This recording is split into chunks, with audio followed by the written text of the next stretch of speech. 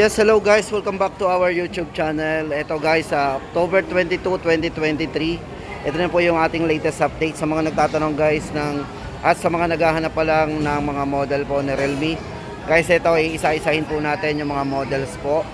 Tapos ito nga pala guys yung update natin doon sa mga nagtatanong ng 10 series po ni Realme. Guys, ito po Realme 10, ito yung 4G. Para doon sa dalawang variants po nito guys, ito yung 128 gig po niya, 10,999. Bali sa RAM po nito, ito merong 16 gig RAM.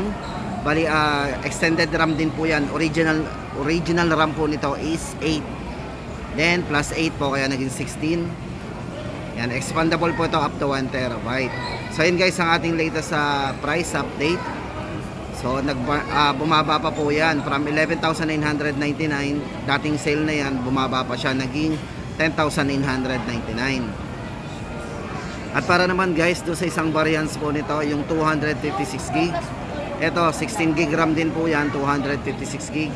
From 13,999 ngayon po ay 12,999. Ito guys, check po natin yung kanyang kumbaga yung mga highlights po ng kanyang specification. Ito guys, for chipset, ito yung naka MediaTek Helio G99 processor. Tama-tama yan sa mga gamer. Then yung kanyang refresh rate para sa screen guys, ito napaka-smooth. Ito ay mayroong 90Hz refresh rate. Then maganda dito, naka Super AMOLED display po yan. Then battery, 5,000 mAh battery with 33 watts superbook charge. So mabilis mag-charge. So color po niya is rush black and clash white. Yan. So yun guys ang ating latest update para doon sa mga nagtatanong nga pala ng 10, Realme 10. Tapos ito guys ang update naman natin kay Realme 10 Pro 5G. Ito for Realme 10 Pro 5G guys, 16 gig RAM yan plus 256 gig internal storage. Yan, dating 16,999 ngayon po ay 15,999. So, ngayon po yan ang ating latest update. Tapos ito guys, ito syempre unang-una sa specs nito, ito 5G na to. Tapos naka 120Hz po yung kanyang refresh rate na boundless display. Guys, pag sinabing boundless display po yan, napakanipis po ng ano niyan, ng bezel niyan. Yan, wala lang tayong actual. Tapos ito guys, yan, naka 108 megapixel Pro Light camera. Then yung chipset na ginamit po sa kanya, ito guys, ang mga nagtatanong ng Snapdragon, ito naka Qualcomm Snapdragon 695 5G processor po ang ginamit niya na chipset. So yun guys ang ating latest update, 15,999, 16 gig RAM, 256, Realme 10 Pro 5G. Tapos ito guys, punta na tayo, ito yung 11 series. Ito na po yung sumunod sa 10. Yan, ito yung latest po nila pagdating sa mga flagship phone na Realme. Yan, silipin na rin natin. So ito guys ang ating price update para dito sa dalawa na to. Ito guys, for Realme 11 Pro 5G, 16 gig RAM plus 256, 19,999. Tapos ito guys yung kanyang overlook na specs. Ito naka 120Hz po yan, curved OLED display ang ginamit po sa kanya. Mamaya po titingnan po natin yung actual na unit niyan. Dito 100 megapixel naman po optical image stabilization para sa Pro Light camera niya. At naka 67 watts superbook charge. Yan, sobrang taas na po niyan at sobrang bilis. Then yung kanyang likod guys, ito yung design po ng likod nito is naka premium vegan leather design. So original leather po yan, same na mga ginagamit po yan sa mga Gucci leather bag yan. Tapos ito naman po yung ating update para naman dun sa kay Realme 11 Pro Plus 5G. Ito guys, sobrang taas ng RAM nito kasi ito ay naka 24 gig of RAM plus 512 gig. Sobrang taas ng internal storage nya. Naka 512 na po yan. 24 gig of RAM, then 512 gig. Then guys, sa highlights po nito is yung kanyang camera, naka 200 megapixel OIS super zoom, 120Hz po curved OLED display yung design po ng kanyang screen. Then naka 100 watts superbook charge. Sobrang taas po nito. Then syempre guys, ito naka-premium vegan leather din po yan. Tapos punta tayo guys sa mga actual unit ito. Check po natin. Yan, after po nating maisa-isa itong mga nandito sa display. Kasi ito naman guys ang update natin para sa Realme C53 7,999.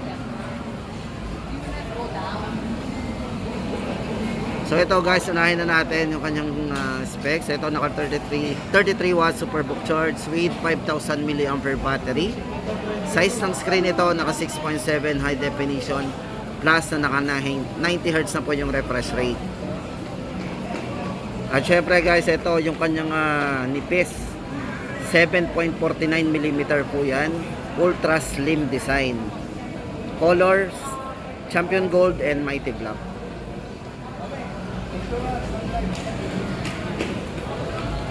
Ayan. So yun guys, camera nga pala, ito hindi natin nabanggit. 50 megapixel artificial intelligence camera po yan. So ayan, 7,999. At ito naman guys, sa mga naghahanap ng budget phone ni Realme, ito, Realme C30s.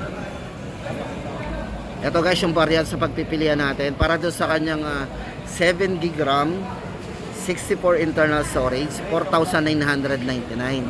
Guys, bakit naging 7 yan? Original RAM po niyan is, original RAM po nito is 3GB RAM plus 4GB RAM, kaya naging 7.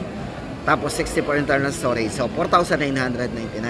At para naman doon sa 4GB RAM plus 4GB RAM, so ito po ay 5,299 na lang. So 64GB din po yan ang internal storage. Yan guys ang ating latest update para doon sa Realme C30s.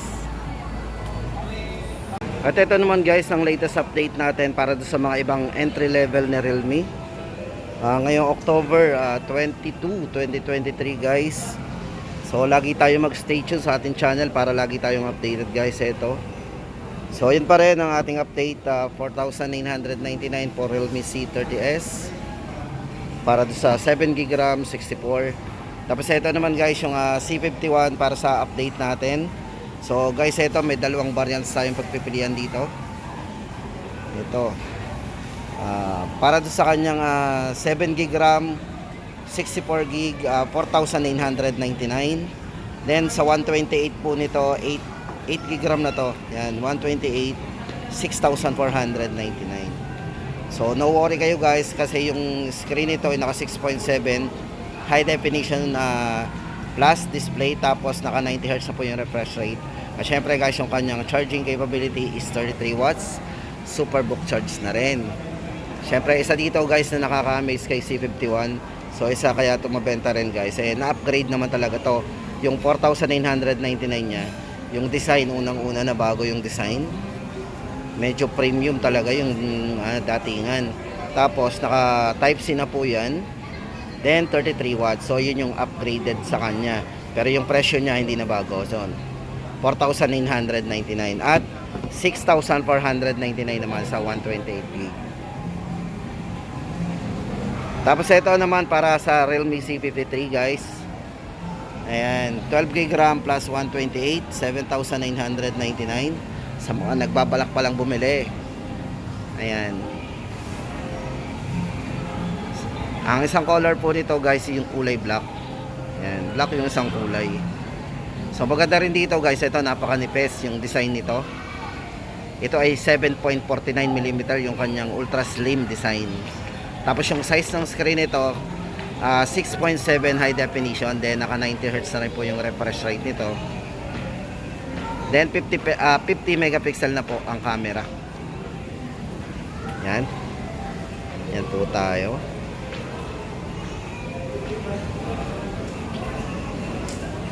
O, di ba? Hindi na pa uhuli. So sa mga mahilig mag-selfie at mag-camera yan. So sa halagang 7,999 Realme C53. Tapos ito guys, dito tayo for Realme C55. Ito na yung ating update. So yun pa rin, same price, dalawang variant po yan. 8,999 sa 128GB. Tapos 10,999 naman kapag 256 po ang ating kukunin. So extended RAM po sila pareho. Ito pong isa ay 6 plus 6GB RAM, so magiging 12. Yung isa naman ay 8 plus 8, so magiging 16 gig RAM yan. Then yung highlights po ng chipset nito guys, ito maganda yan. Naka 64 megapixel AI camera. Check po natin ang camera nito. Gaano kalinaw yung kanyang 64 megapixel. Tapos guys, yung size ng screen nito 6.7. Yan. Tapos naka punch hole po yung kanyang ano Yan. Naka punch hole yan. Then naka 90 Hz na rin po yung refresh rate ng screen nito. Full high definition plus. Then 5,000 mAh battery. Yan, para sa kanyang long lasting battery.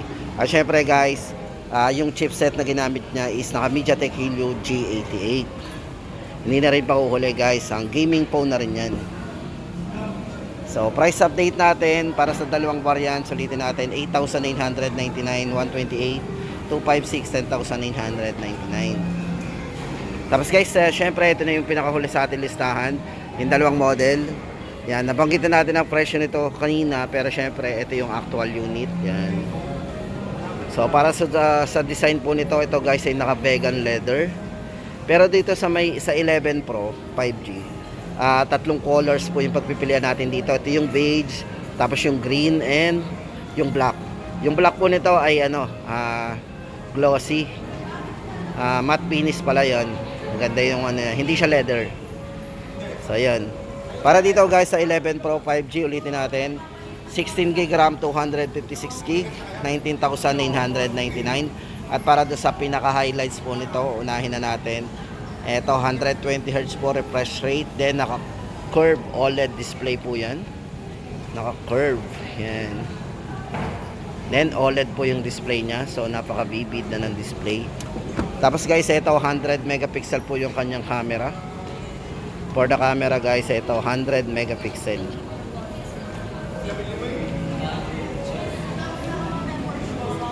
Oh, di ba? So dito guys, maganda dito, meron tong mga dual view video. So pwedeng magsabay dito yung mga pagka magba-vlog, tama-tama sa mga nagba-vlog.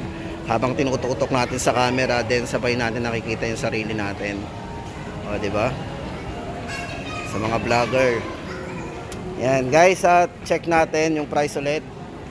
16 GB RAM, 256 GB internal storage, 19,999.